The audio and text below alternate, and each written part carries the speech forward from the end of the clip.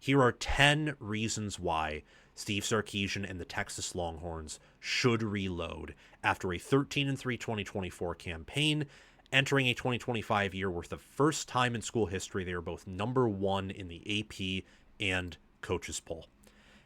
What's not to love about Texas? Am I right? They got Arch Manning, wonderful quarterback. They have a great staff, and their recruiting profile year over year over year gets better. I'm not going to tell you they're a perfect team this year, but I am going to tell you why they will reach the college football playoff and why they could make a deep run. So number one, they have college football's second best staff. The de facto OC is Steve Sarkisian, one of the best play callers in America, could be the best, and Pete Kwiatkowski has impressed me. They also have a plethora of other assistants, not coordinators, but assistants that I love. So Kyle Flood, de jure offensive coordinator, that's his title, and offensive line coach. You also have on the defensive line Kenny Baker. You got at outside linebacker. You have, gosh, how am I forgetting his name? The outside linebackers coach came from Ohio State. Why am I forgetting his name? Johnny Nansen, though. Before we resume this segment, please take a few seconds of your time to make sure you have liked the video, subscribe to the channel, hit the notification bell for the channel and for any team podcasts and playlists linked in the description, and also comment your thoughts down below in the comment section and join my Discord server via the description. All of those things I just asked you to do are completely free, and they sign you up for things related to my channel, or they don't sign you up for anything. No cost to you, and all the benefit to you because we release daily college football content here on College Football with Sam. If you want to support the channel monetarily, sign up for a YouTube membership or check any other links in the description for my merchandise store and Patreon page. Thank you very much, and let's get back to the segment.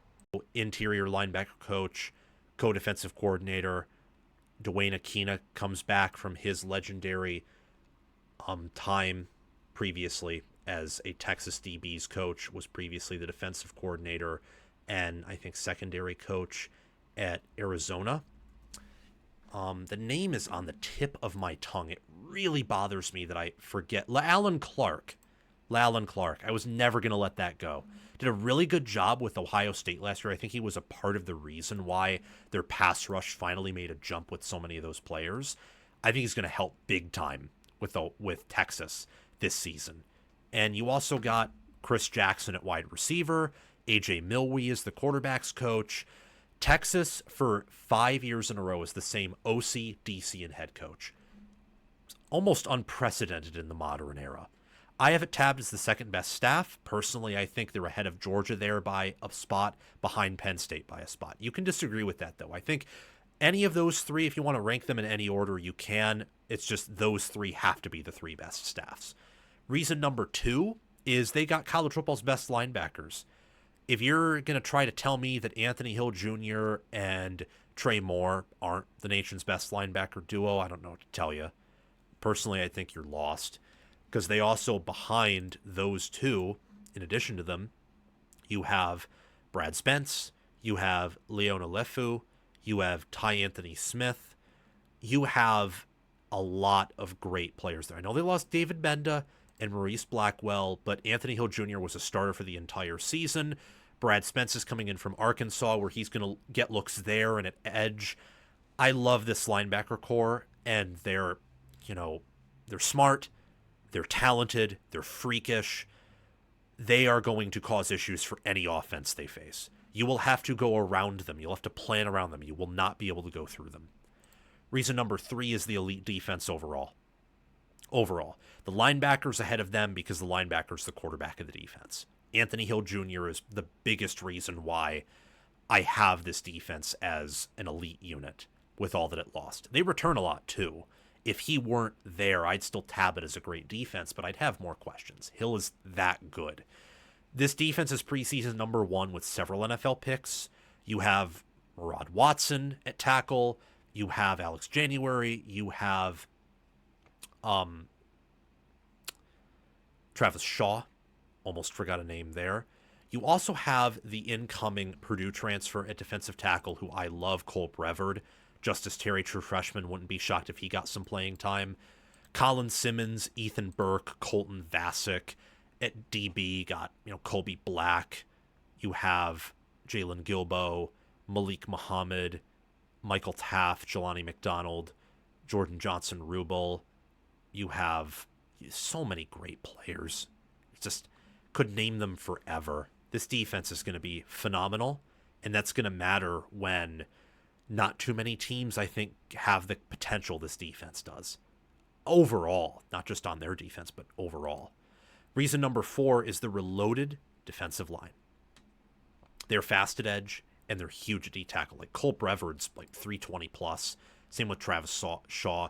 They're big, and Cole Brevard was Purdue's best player last year, outside of maybe Max Clare, maybe Dylan Thiem. Purdue had so many good players, and they couldn't coach at all. Very frustrating. But this defensive line, in part because of Hero Kanu, Travis Shaw, Cole Brevard, Murad Watson, Lavon Johnson, and then Alex January being in there, it's reloading. And I like what they have at defensive end. I think part of the reason they moved Trey Moore to linebacker is they are confident what they have at edge and defensive end. Number 5 is Arch Manning. I think he'll explode as the season goes on. Will he start off as the best quarterback in game 1? I don't think so. But he could be that by the end of the year or even middle of the year. I think that Ohio State game is going to teach him a lot, whether they win or lose. His talent is limitless, and him inside Texas system is just scary to think about. When you have the staff, linebackers, and defense they do with an elite quarterback, those are enough reasons to think that Texas will return to the CFP and could make a deep run, but I want to go further. They finally have healthy running backs. So Baxter's healthy, and Wisner, who had 1,000 rushing yards, is back. That's huge, especially when the offensive line loses the type of production that it does. They have a tight secondary. That's reason number 7.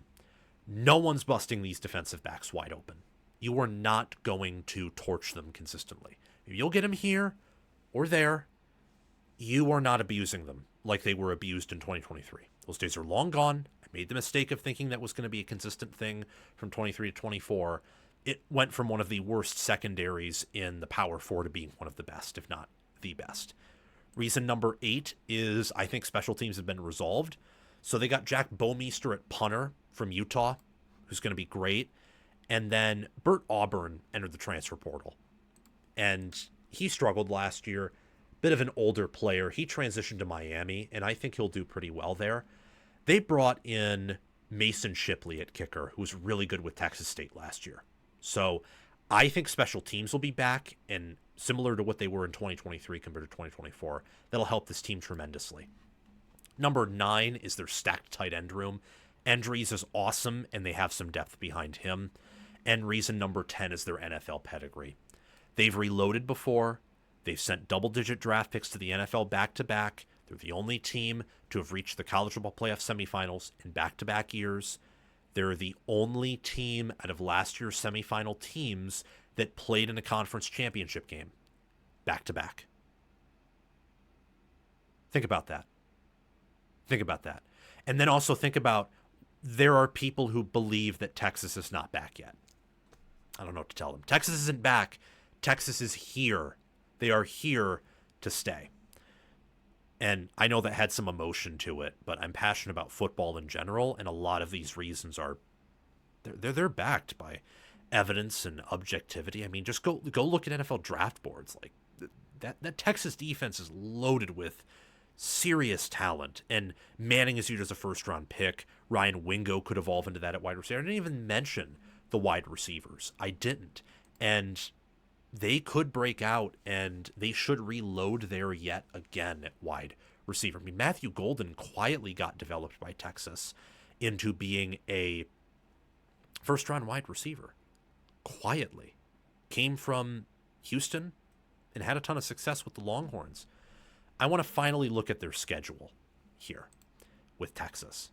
And then that'll be the end of this 10 Reasons Why video, but this schedule presents a lot of unique challenges. So Texas's home slate is San Jose State, UTEP, Sam Houston, Vanderbilt, Arkansas, and A&M. Only one of those home games is a risk to be an L. That's A&M at home.